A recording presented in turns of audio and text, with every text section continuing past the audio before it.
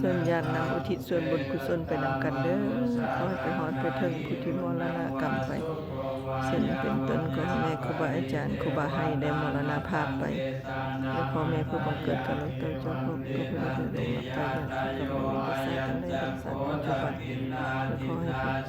เจ้ากรรมในสายบุญของผู้ที่คนที่ขาดที่ทุกสุขขึ้นไปตามประสบความสิเวียงแก้ว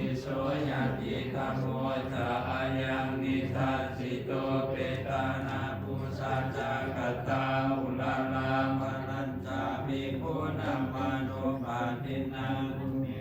ปุญญังปัสสุตังอนาปกันติสาธุสาธุไปฮอดไปเดิน